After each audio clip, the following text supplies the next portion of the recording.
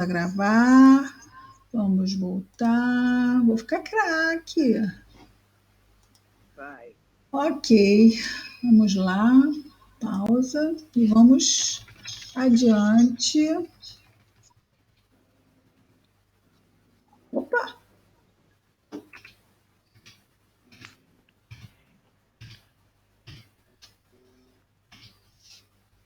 Nós estamos aqui, né? Aí.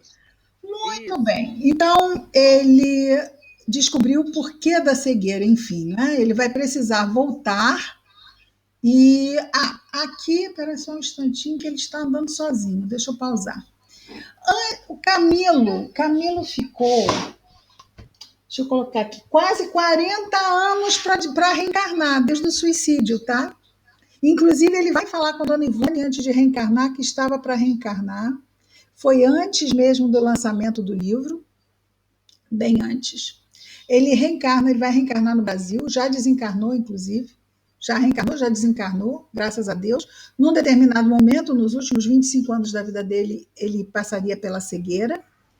E ele é muito interessante, que ele conta que ele já passava pelos mentores, já meio olhando para baixo, sem graça, devido à dificuldade que eles têm, medo de reencarnar, né? De enfrentar as lutas, principalmente com relação à ideação suicida, que ia voltar no período em que se deu o suicídio, as ideias podem voltar. Pela questão do trauma que nós vimos. Aqui ele está vendo, vocês já reconheceram, né? É Mário Sobral. Antes de reencarnar, ele vai visitar Mário Sobral, que está... Vocês estão ouvindo minha voz no fundo? Como se fosse um eco? Não? Ótimo. Ele vai visitar Mário Sobral, que está reencarnado numa favela no Rio de Janeiro, lugar bem pobre, ele bastante comprometido na área respiratória, lembramos que ele se suicidou por enforcamento, sem os braços, ele já tinha essa deformação no corpo espiritual por causa da culpa, o corpo espiritual dele já estava sem os braços, então por isso que ele precisava muito reencarnar, ainda é aquela primeira encarnação, ele vai precisar depois de uma segunda encarnação, porque ele não passou pelo segundo estágio de preparação para enfrentar a prova real do suicídio, que verá como uma expiação para todo o suicida reencarnado. A prova do suicídio ela vem como uma expiação para que ele não cometa de novo, claro. E ele, então, E o que é mais interessante da história de Mário Sobral é que quem cuida dele é uma irmã que cuida com muito carinho dele. E essa irmã que cuida dele é a mulher que Mário Sobral estrangula, o espírito, né? Quer dizer, aquela mulher que foi amante dele, que ele matou estrangulada, volta como irmã dele. É um espírito que abraçou a causa de cuidar dele, perdoou, não é? E queria realmente cuidar dele. E aí está, dois corações que se amam, que pela loucura terminou a história, aquela história do jeito que terminou, mas já estava numa outra etapa iluminada da história desses dois espíritos, não é?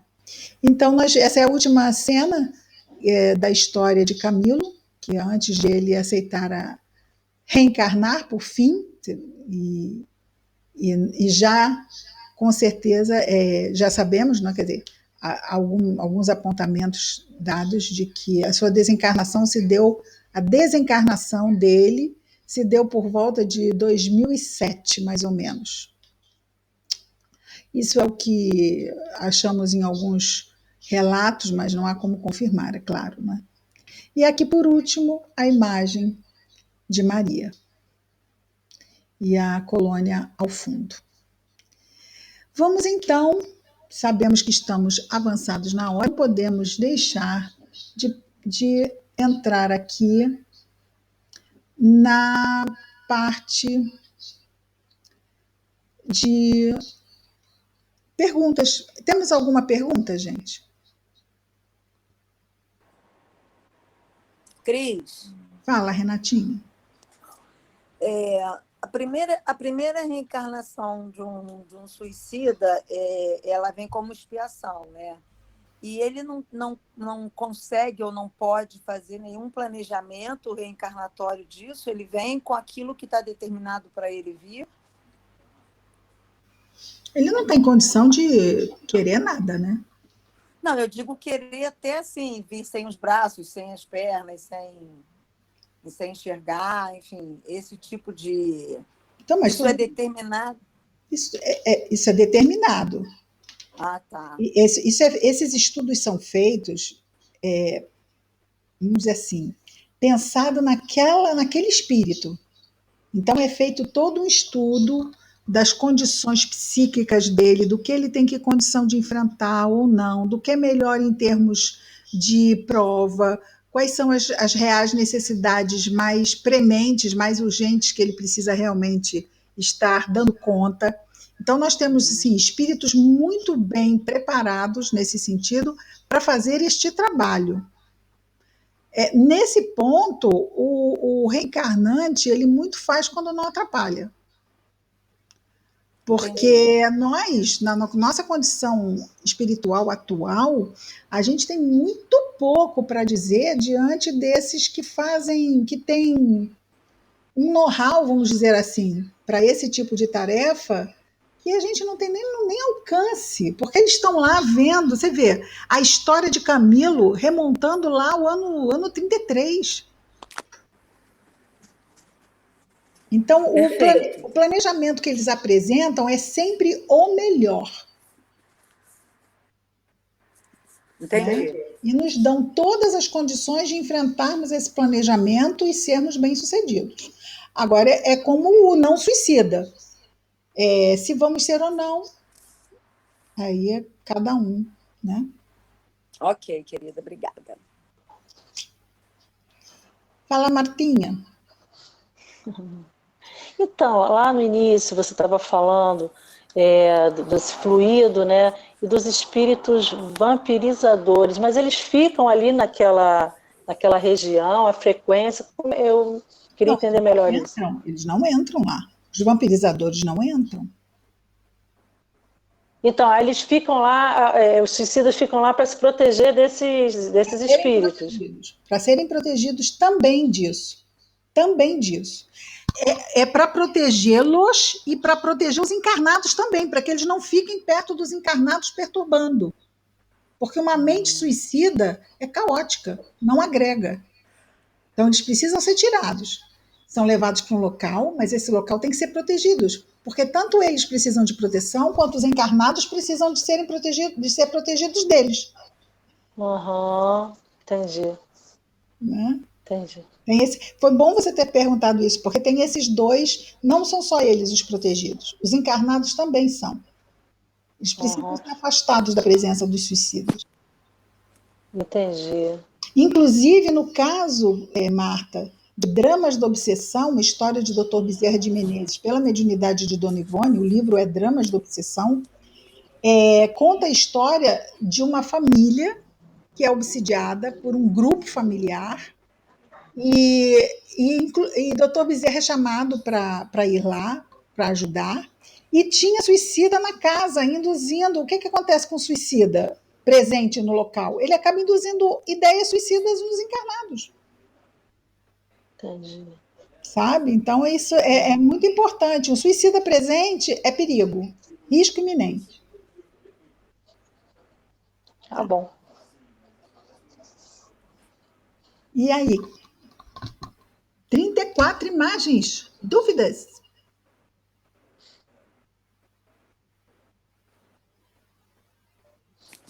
Cristina, por que Maria pediu pelo Agenor? Mas foi só por ele?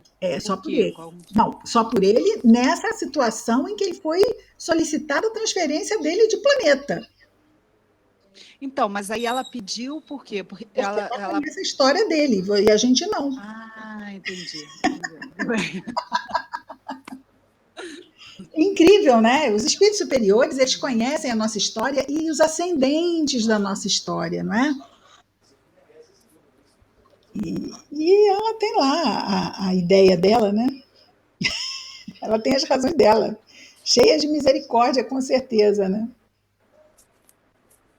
Olha, vamos acreditar que Maria Santíssima intercede, ou só intercede por Agenor? Não, ela deve sair intercedendo geral, né? Já deve ter um secretário ali, Jesus, só para atender Maria. Atende minha mãe aí. Porque não dá, toda hora pedindo por alguém aqui.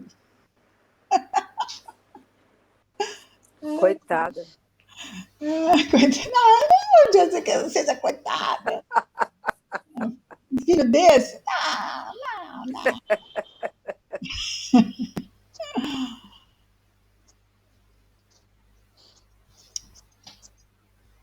Muito bom. Percam a timidez. Tenho certeza que vocês anotaram algumas questões aí. Vamos lá. Não liguem a câmera, façam sem câmera, só tem só o áudio. Cristina, eu tenho uma pergunta. Cristina, Oi. no caso daquele momento em que o espírito lembra na reencarnação de que ele foi suicida e sente vontade novamente do suicídio, isso será que passa por um período e depois ele esquece? Ou fica recorrente? O que faz ele tirar isso de mente? Não, você diz assim, um caso de um suicida reencarnado. É isso? Isso. Que Aí possa... passa por aquele mesmo período, passa pelo mesmo período da idade, passar, da época que ele... Pode. Pode passar. Depende da profundidade do trauma, tá? Cada psiquismo é um psiquismo.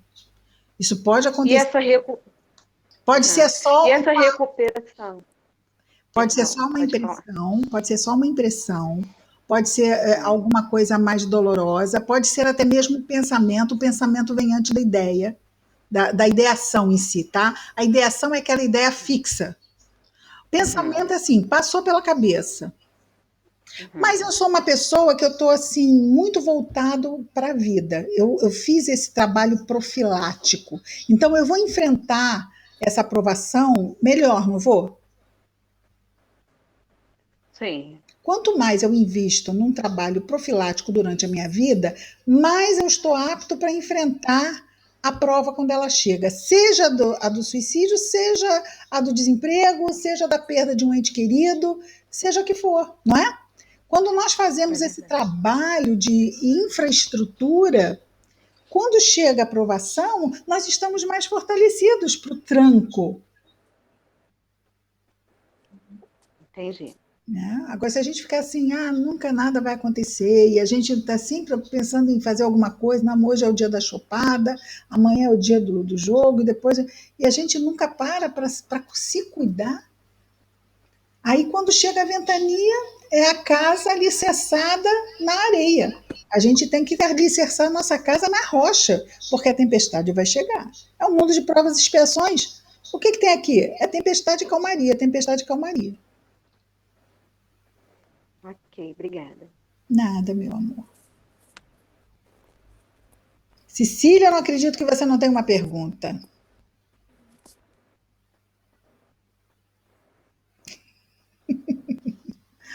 Bota som nesse microfone. Estou impactada, não tenho. Estou aqui pensando, pensativa. Você está impactada. Reflexiva. Então tá bom. Estou muito reflexiva ultimamente. Então está bem. Cris. Oi, eu. O suicida indireto, sem ser aqueles que ficam lá no manicômio, né? Suicida indireto também tem essa mesma trajetória do Vale, da cidade universitária lá, de tudo? Tem. O mesmo caminho, né? Sim. A questão é essa história do mesmo, sempre, todo, tá? Sempre cada casa é um caso. Sim. Nós temos sempre, em todos os casos que dizem respeito à lei, duas situações que jamais podemos esquecer: atenuante e agravante. Né? Isso aí, viu, Roberta? Com certeza, Maria devia saber de algum atenuante aí do nosso Agenor. Eu não sei porque eu me identifico muito com o Agenor. Eu tenho simpatia por ele, eu torço por ele, digamos assim. Eu torço por ele, eu quero que ele fique, quero que ele melhore.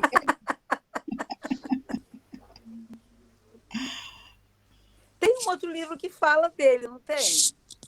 Eu saiba, não. Não?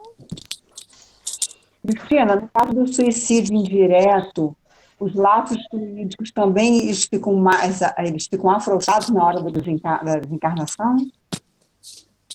Suicídio indireto. Desculpa, Fátima, né? É. Fátima, eu não entendi direito, você pode repetir. No caso do suicídio indireto, Indireto? os laços fluídicos que prendem o corpo, eles ficam mais afrouxados na hora da desencarnação ou não? Não, por que ficariam? Se ele bebeu muito, fumou muito crack, cheirou muita cocaína, era para ir aos 80, foi aos 30, nós vamos ter o problema fluídico igual, não é? Tá, mas aí ele vai desencarnar pelo processo assim, de uma doença, Não, né? Vai ficar doente. Então, ou uma overdose. tá, no caso de uma overdose, não, mas no caso de uma doença, sim, né, Tá bom. Cristina? Vamos imaginar aquela cirrose de longo curso, você diz? Sim. Ah, sim. Então, se ele entra numa doença que vai consumir, mas vamos imaginar uma doença que o consome 3 meses, tá? Uma doença Tá. que consome 3 meses. Mas ele tinha 50 anos pela frente. Ah, não, aí não, né? Vai consumir um pouco, mas é só um pouco, né? Vamos imaginar que nesses 3 meses ele consuma o que ele gastaria em 3 anos. Ainda sobram 47. Aham. É por isso que a gente tem que ver cada caso um caso. Quer dizer, Cada caso é um caso, verdade. quanto tempo, qual era o prazo, quanto tempo ele ainda tinha de energia. E é claro que isso varia muito de espírito para espírito. Cada um de nós vem para um determinado tempo, né? Às vezes a gente pensa assim, fulano morreu tão jovem de, sei lá, de Covid, com 30 anos, tinha uma vida longa pela frente. Gente, se morreu de Covid, o planejamento reencarnatório estava lá, desencarnação aos 30 anos. Uhum. Cada caso é um caso mesmo, não dá para generalizar. Pois é, o melhor que a gente tem é pedir a Deus por todos e deixar que Ele cuide, né? Porque Ele que sabe, né? Os nossos Cris. mentores, né? Cris, é Thelma. Oi, Thelma. O fato do Camilo ter sido resgatado no Vale após 13 anos quer dizer que ele teria, quando encarnado, somente mais 13 anos de vida? Isso, ele era idoso, lembra? Ele era idoso. Faltava tão pouco, né? Mas ele não sabia também, né? Sim, nem não, estou entendendo. E tal coisa, mesmo se ele soubesse, ele ia querer ficar 13 anos mais cego? Se ele não acreditava em nada? Né? Mas os espíritos dizem que muitas vezes, os suicidas tinham pouquinho tempo só. Pois é.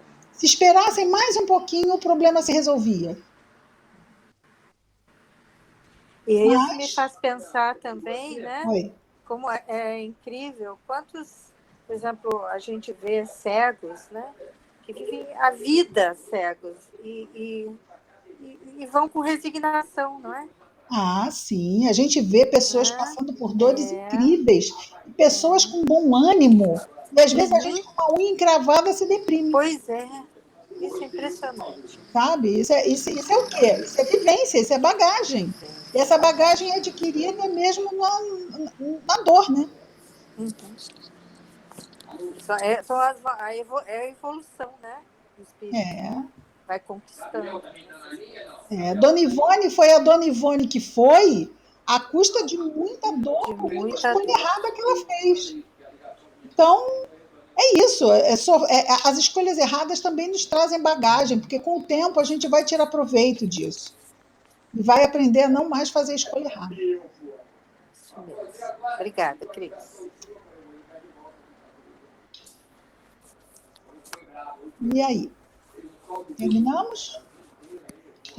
A última pergunta, vamos lá. Quem quer fazer a última pergunta? Eu ia lá no Degol, mas aí eu passei lá em frente do Rio Cricket e o cara me falou Não? que tinha lá no Rio Cricket. Então, gente, olha só. A gente pede desculpas, a gente passou 50 minutos do tempo. tivemos a intercorrência de termos a nossa internet sequestrada, mas ela foi rapidamente socorrida e resgatada. Então, é isso. A gente queria agradecer muito a vocês. Vamos fazer uma prece de encerramento e depois nós vamos terminar aqui a nossa festividade de hoje. E vamos orar agora por todos nós e também pelo nosso aniversariante. Querido Mestre Jesus, obrigado, Senhor, pela bênção da reencarnação, pelas oportunidades e desafios que recebemos para o nosso crescimento, Senhor. Abençoa-nos os esforços, a vigilância, o nosso anjo guardião. Abençoa todos os nossos irmãos de humanidade que estão passando por dificuldades neste momento.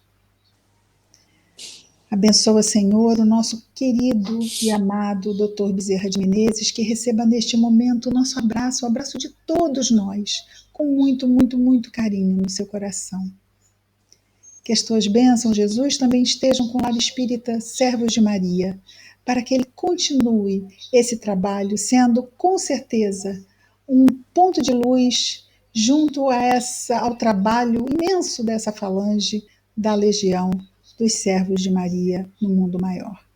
Que as tuas bênçãos estejam sempre em nós e entre nós, Jesus, hoje e sempre. Graças a Deus. É isso, amigos. Graças a Deus. Cecília até suspirou. É. Então, olha, eu fiquei muito feliz. Eu espero que vocês tenham aí um final de semana, resto de final de semana abençoado e uma semana, uma encarnação incrível. E se as coisas apertarem, vamos orar. Tá? O alto está aí para nos ajudar. Tá? Mas vamos fazer também trabalho de autoajuda, tá bom? E qualquer coisa, estamos sempre aqui. Um beijo enorme no coração de todos. Fiquem Ana. Tchau, Cristina. Beijo. Um beijo, Cris. Até Um amanhã. beijo. beijo. Fiquem com Deus. Tchau, Icleia, Maria Helena. Fala, Maria Helena. Tchau. Beijo, gratidão, Obrigada. foi maravilhoso. Thelminha, Foi ótimo. fica com Deus. Teté, um beijo, Teté. Olá, Amanda, querida, que bom te ver, Tudo bem? linda, que bom te ver, saudade também. Um beijo grande no teu coração, é bom demais te ouvir, muita saudade. Tchau, Thelminha, que bom te ver, Amanda. Olha, um beijo enorme, viu, Amanda? Obrigada, um beijo grande, parabéns pelo Servos de Maria. Tá bom, meu amor, um beijo, fica com Deus. Beijo, linda. Tchau. Mara, meu amor, obrigada. Beijo, tchau. Patrícia.